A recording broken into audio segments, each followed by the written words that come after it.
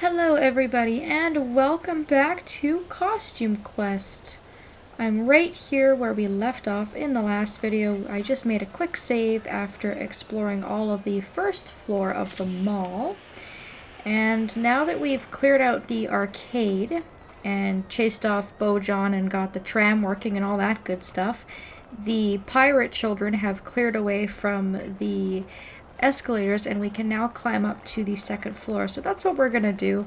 We still have a couple of floors left to explore in the mall. We have some trick-or-treating to do and some more side quests as well. So I think we have a couple of more places to trick-or-treat. We've only trick-or-treated at 4 of the 12 stores. So if you come up to the, I guess this would be west staircase here, there's going to be a store and some children in ninja costumes guarding the escalator. And if you didn't find the child in the banana costume hiding behind this garbage can earlier on by walking along the tram, then he would be hiding here. But we found him in an earlier episode. You can talk to these kids if you want. And they are not going to allow anybody who's not an experienced monster hunter onto the 3rd floor. We've been slaying monsters all night. We invented it. Oh, really? Then show us your horns. Or what now? Bring us, say, 3 monster horns and we'll let you upstairs. Fine, whatever. We're fighting them anyway. Sheesh, ninjas think they're so cool. Alright, so that's going to be our next quest in order to make some progress. We'll do some trick-or-treating here as well, since there are a couple of stores on the 2nd floor.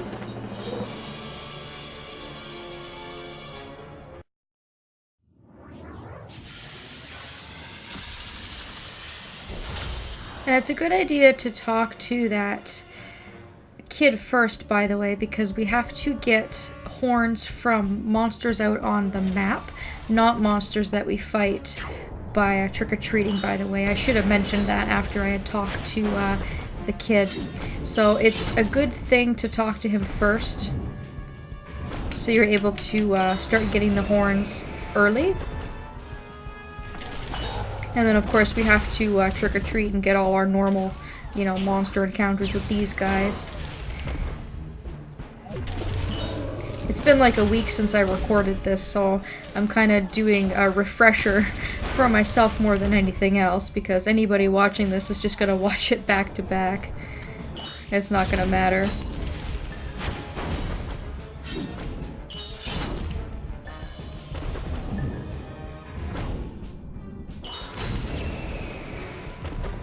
And this poison is a godsend. It is really, really helping things along. I didn't even need to focus on that other guy at all on the 2nd turn. I was just going to let poison kill him at the end of the 2nd turn, and we were able to take care of the other guy without needing to go into a 3rd turn. So that's great. We've also leveled up to level 6. The max level in this game, by the way, is 10. So when you're at level 6, you're already more than halfway through all your levels. So on the eastern side of this floor, as you move your way over, this is when you're going to start running into some random enemies, and we'll attack them when we see them in order to get our required horns.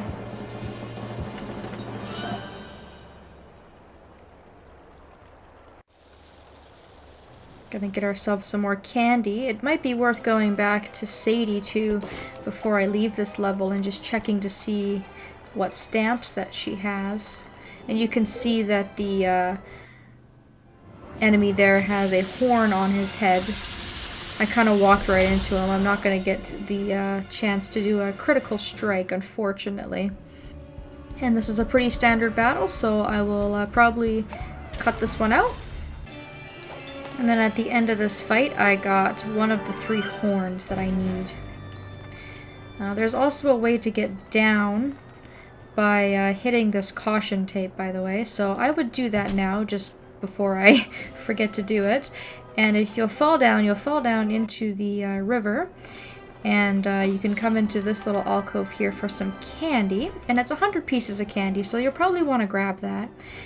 It's kind of frustrating because somehow the game makes you drop down from the second floor, but you can hop right over and get back onto the first floor. That doesn't seem like that would be too hard of a lip to jump over, but apparently so.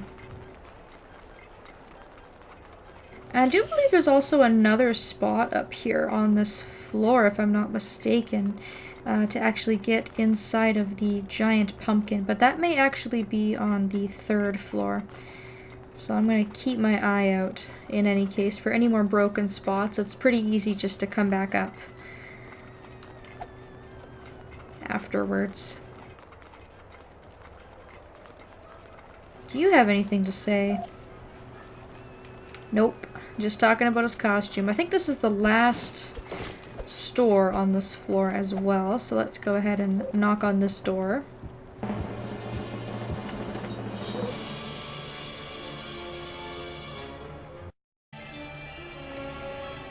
Alright, so that takes care of that. There's another enemy there with a horn. I'm gonna go ahead and just actually get a back attack on him instead of running right into him this time.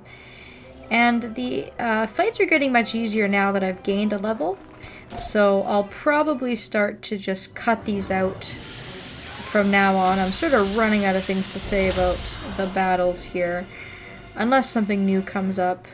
I found that these fights were significantly easier from before I hit level 6, so I'm just going to take care of these guys, and I will see you back on the overworld.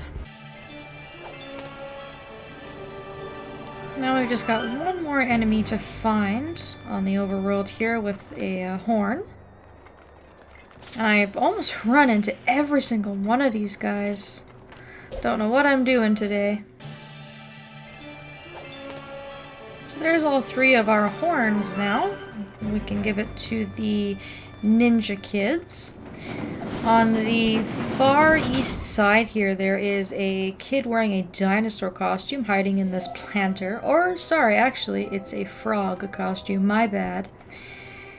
And we only have one last kid to find, and he should be on the 3rd floor. And I was also mistaken, there is one more shop to check out. This floor was longer than I remember it being.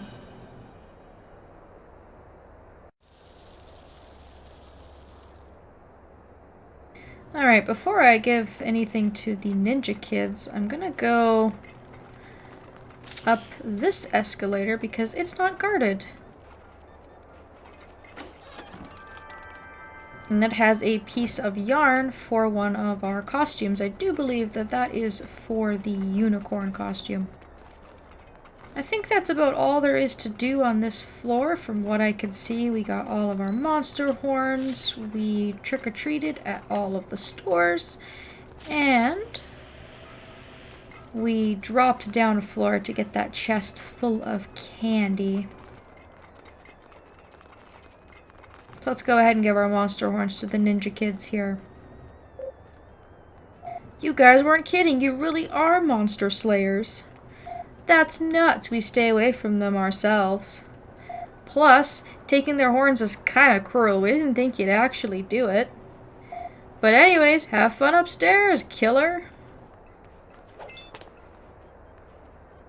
Hey, we got something to help you on your suicide mission. Take this. Aw, sweet. I take back all those mean things I said about ninjas. Like, what did you say about ninjas? Nothing. He's just trying to play it cool. Alright. So, we can now use the ninja costume in battle. I'm gonna go ahead and probably switch it onto Everett. I like to keep my main character as the robot or the spaceman, one of my more heavy hitting costumes, and then I kind of like to use the other companions to swap out and just kind of try out some other costumes. So we'll put it on Everett for now, and then we can go ahead and see that in action. as we make our way along here. I'm just gonna stick to the west side to east side sort of sweep that I've been doing. Because there's a store in this far corner here, kind of tucked away from everything, which is kind of a pain. So I want to grab that since it's really out of the way. With this guy, of course, being in my way. Wow, he is making a large patrol route, isn't he? He's going all the way over. I'm really surprised. They don't usually go that far. Turn around, bud. There we go. Alright, let's take care of him.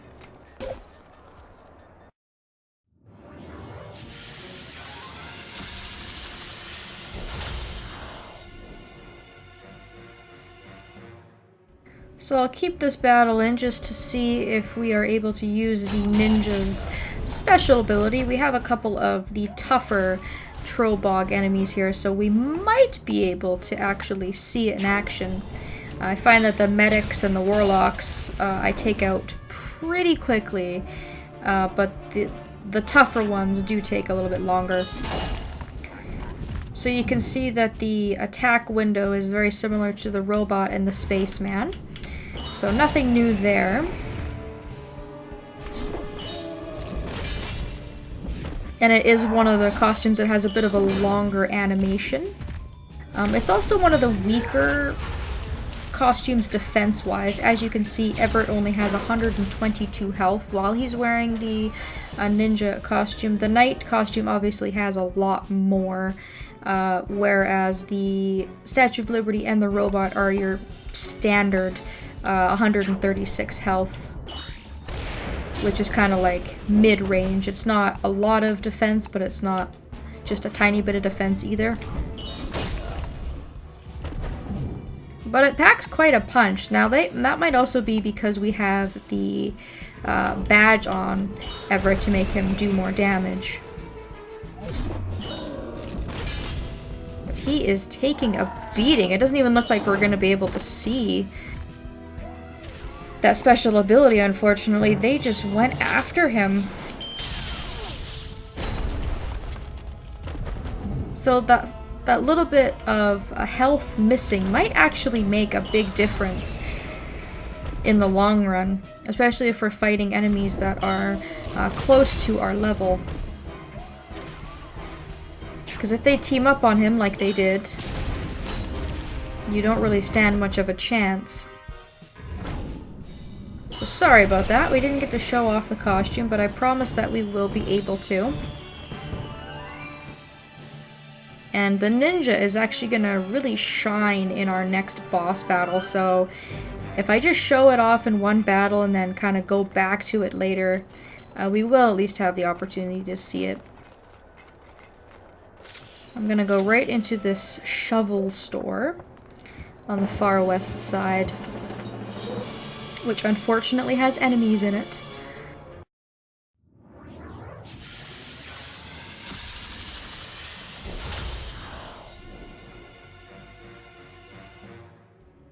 This will be my last house before I kind of end the recording here, so let's try one more time and see if we can't show things off. It doesn't actually have that useful of an ability kind of in most standard battles. The ninja's more of like a specialized costume that's used in certain situations. Definitely not one of the costumes that I use all the time.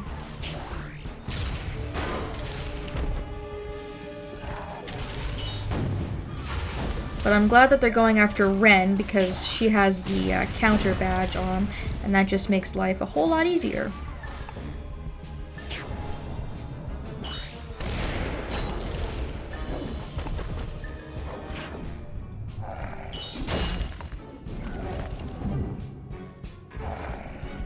As much as I want to poison that other one, I should be taking care of the other enemy there, so we're just left with the one.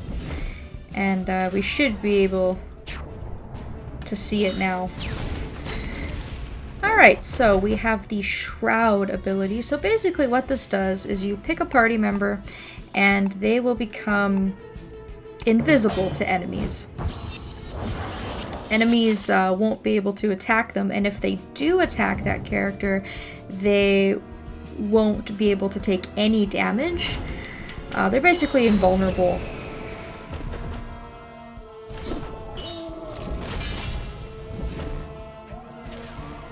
So there you go. Not terribly useful, like I said, in most situations, but there are certain situations where that is a very, very useful ability, especially if you know you're going up against a really tough enemy. So I'll probably change him back. Before I end things off, as you're leaving that store, you'll notice a little broken barrier on this side of the fence, and if you break that and drop down, this is going to bring us all the way into the pumpkin here, and we can pick up this chest, which has another piece of material, glitter, and that will complete our unicorn costume. So right on, we got 2 costumes in one video, which is pretty neat. I'll be able to show the unicorn costume off next time. And it's a pretty cute little costume, if I do say so myself. I love the ears. It actually kind of reminds me more of rabbit ears than anything else, but I still like it. I still think it's a really cute costume. So I'm going to take the time to switch out some costumes in between recordings, and we will continue on in the next video. We'll finish up our sweep of the mall. Thank you all so very much for watching, and I hope that I will see you next time.